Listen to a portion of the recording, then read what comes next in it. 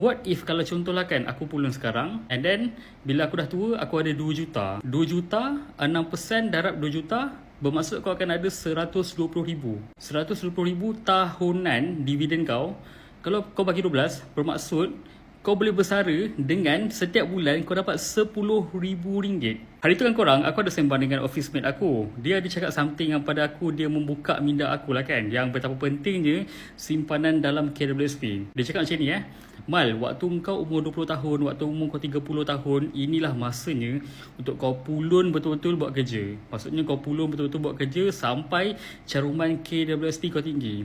Kau target lah umur kau 45 ataupun waktu umur kau 50 lah. Kau dah ada at least 1 juta. 1 juta KWSP. Kau bayangkan katakanlah kalau umur kau 50, simpanan KWSP kau dah ada 1 juta. Andai kata waktu tu dividen katakan 6% setahun. 6% kalau kau darab dengan 1 juta bermaksud kau boleh dapat 60,000 setahun dividen kau. 60,000 kalau kau bagi 12 maksudnya kau boleh dapat ibarat kata income RM5,000 sebulan.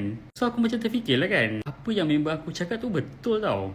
What if kalau contohlah kan aku pulun sekarang and then bila aku dah tua aku ada 2 juta. 2 juta, 6% darab 2 juta bermaksud kau akan ada 120,000. 120,000 tahunan dividen kau.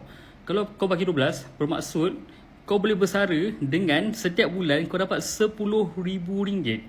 Ibarat katanya macam gitu. Sebab setahu aku lah korang kan, kalau duit KWSP kau dah lebih 1 juta, kau dah boleh keluarkan duit tu anytime.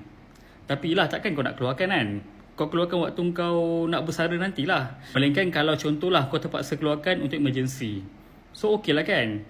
So kat situ macam aku terfikirlah betul juga dan logik juga apa yang member aku kata.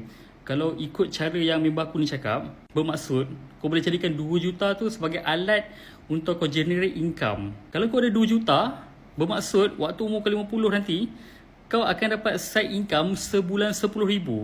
Ibarat kata macam itulah gang. So banyak lah kan. Dan aku rasa information ni macam best jugalah untuk aku share dengan korang. So that's the reason why aku buat video ni lah. So kalau korang rasa video aku ni bermanfaat, aku harap korang dapat repost video aku ni biar ramai dapat awareness untuk simpan dalam KWSP dan jangan withdraw. So korang, apa pendapat korang? Cuba korang komen.